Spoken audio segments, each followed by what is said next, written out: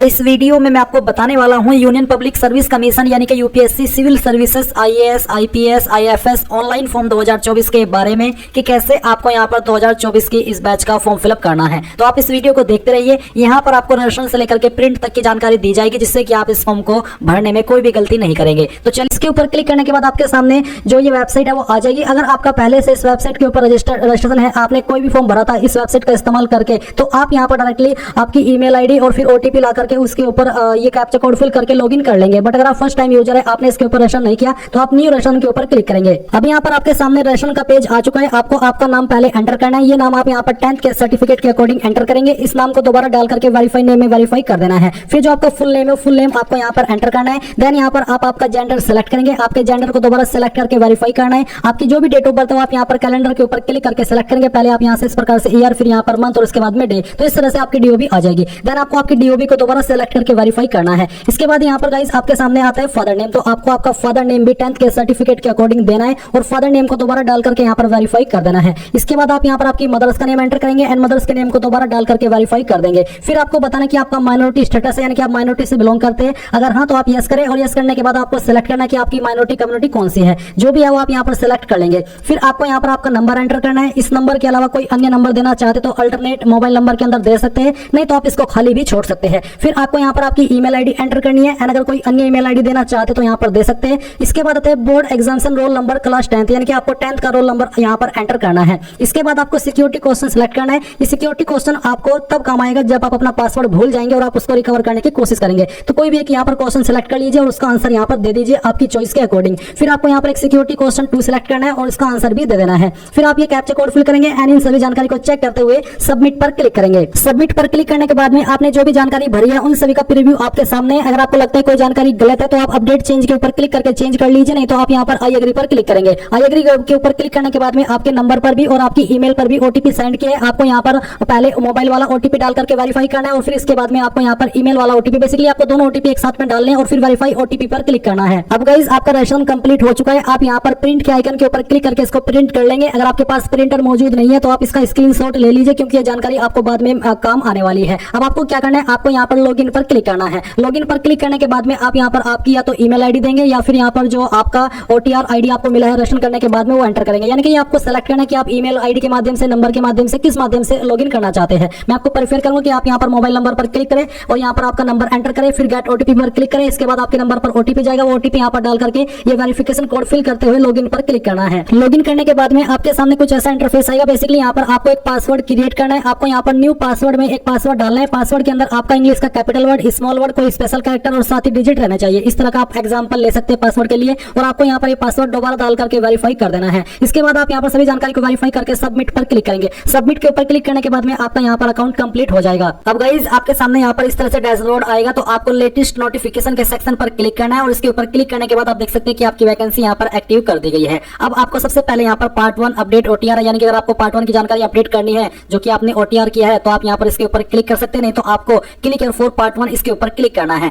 And then आपके सामने instructions आएंगे। आप इन सभी को चेक करने के बाद में यहाँ पर लास्ट में आकर के यस के ऊपर क्लिक कर देंगे कि मैंने हाँ इनको रीड कर लिया है। एंड इसके बाद में गाइस ऊपर की तरफ आपकी ओटीआर की इन्फॉर्मेशन होगी और जो इन्फॉर्मेशन आपको यहाँ पर इस सेक्शन के अंदर भरनी है वो आपके सामने है। तो सबसे पहले नेशनलिटी आप इंडियन सेलेक्ट कर लेंगे। मैरिटल स्टेटस आपको बताना है अनमैरिड, मैरिड, जो भी आपका स्टेटस है वो आप टिक कर दीजिएगा। Candidates belonging to PWD category, अगर आप विकलांग कैटेगरी से बिलोंग करते तो आप यस करिए, नहीं तो आपको नो करना है। अब आती है कम्युनिटी। तो जो भी आपकी कास्ट कैटेगरी है जैसे कि EWS, general, OBC, SC, ST वो आप सेलेक्ट कर लेंगे। अगर आप जनरल सेलेक्ट करते तो आपके सामने कोई अतिरिक्त ऑप्शन नहीं आएगा, बट अगर आप ओबीसी सेलेक्ट करते तो आपसे पूछा है कि क्या आप क्रीमी लेयर से बिलोंग करते हैं और जो आपका कास्ट सर्टिफिकेट है उसी में मेंशन होगा कि आप क्रीमी लेयर में आते हैं या फिर नहीं आते हैं। उसी के अकॉर्डिंग आप यहाँ पर यस नो करेंगे। अगर आप यस करते हैं तो आपके सामने कोई अतिरिक्त ऑप्शन नहीं आ रहा है, बट अगर आप नो करते तो आपके सामने अतिरिक्त ऑप्शन आ रहा है। ये अतिरिक्त option SC ST category candidate के सामने भी आएगा, जहां पर उनसे कम्युनिटी सर्टिफिकेट नंबर यानी कि जो कास्ट कैटेगरी सर्टिफिकेट नंबर है वो आपको यहाँ पर डालना होगा और इसके बाद में सर्टिफिकेट किस अथॉरिटी के द्वारा जारी हुआ है वो आपको यहाँ पर सेलेक्ट करना है। एंड गाइस अभी जो आप वीडियो में देख सकते हैं यहाँ पर ये कास्ट सर्टिफिकेट है। इस कास्ट सर्टिफिकेट के अंदर आपको नीचे की तरफ जहाँ पर सक्षम अधिकारी तहसीलदार देखने को मिल रहा है, यहीं पर लिखा हुआ होता है कि कौन सी अथॉरिटी ने आपका सर्टिफिकेट जारी किया है। उसी की पोस्ट का नाम फिर आपको यहाँ पर सेलेक्ट करना होता है।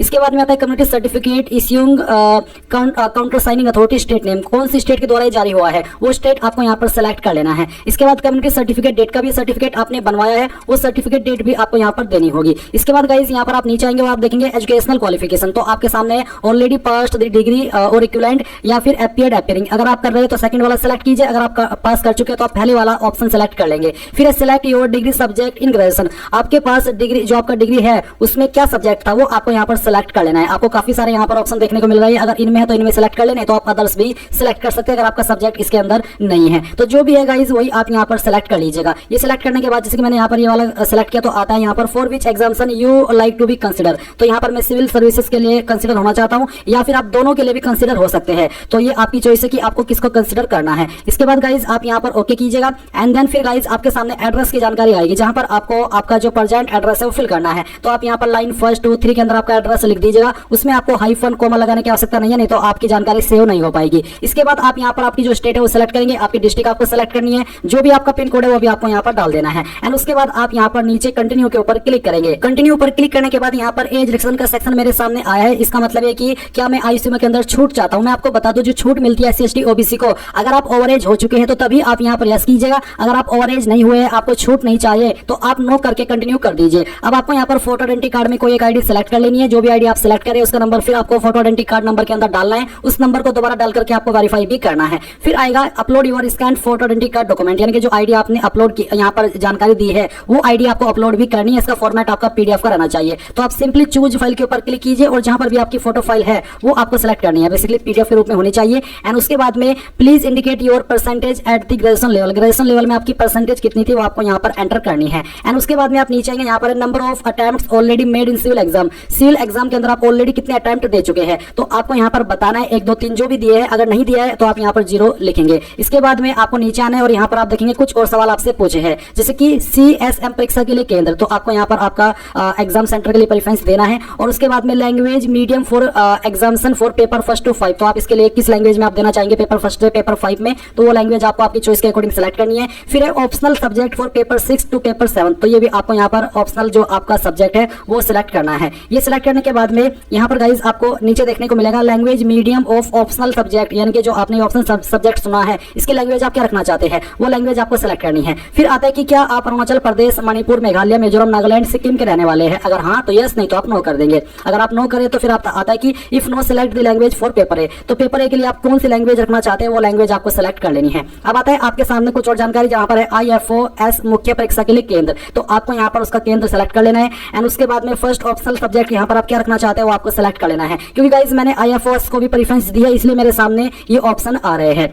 इसके बाद गाइज आप यहाँ पर नीचे आएंगे और यहाँ पर सेकंड ऑप्शनल सब्जेक्ट भी आपको सेलेक्ट कर लेना है, जो आपका FSO एग्जाम है उसके लिए, अगर आपने इसको भी प्रेफरेंस दी है। एंड देन उसके बाद में आप यहाँ पर नीचे आएंगे कि आपने इस एग्जाम में कितने प्रयास दिए हैं। अगर आपने इसमें कोई प्रयास नहीं दिया, फर्स्ट टाइम है, तो आप 0 लिखेंगे और फिर आपको कंटिन्यू के ऊपर क्लिक करना है। अब आपके सामने आपने जो भी जानकारी भरी है उसका प्रीव्यू आएगा। आप सभी जानकारी चेक करने के बाद में नीचे की तरफ आएंगे। अगर आपको लगता है कि कोई जानकारी गलत हो गई है तो अपडेट के ऊपर क्लिक करके उसको अपडेट कर लेंगे, नहीं तो ये कैप्चा कोड डालने के बाद में आपको आई एग्री के ऊपर क्लिक करना है और यहाँ से ओके कर देना है। अब आप देखेंगे कि आपका रजिस्ट्रेशन हो चुका है। जो कैंडिडेट इस फॉर्म को जनरल OBC से भर रहे हैं उनको फीस जमा करनी होगी। जब वो अपनी एप्लीकेशन फीस जमा कर देंगे तो तभी वो अपने फॉर्म का ये जो प्रिंट है वो यहाँ से ले पाएंगे पार्ट 1 का। जैसे ही पार्ट 1 कंप्लीट हो जाए तो आप यहाँ पर इस पर लेटेस्ट नोटिफिकेशन पर क्लिक करेंगे और उसके बाद में आपको यहाँ पर upload photograph and signature upload, इसके ऊपर क्लिक करना है। यहाँ पर आने के बाद में आपको यहाँ पर ध्यान देना कि किस तरह का फोटो एक्सेप्ट है और किस तरह का एक्सेप्ट नहीं है। दोनों के यहाँ पर डेमो दिए और जो आपका फोटो है उसका साइज सिग्नेचर का 1000 × 1000 पिक्सल होना चाहिए और जो आपका फोटो है उसका साइज आपका 550 पिक्सल से 550 पिक्सल के बीच में रहना चाहिए।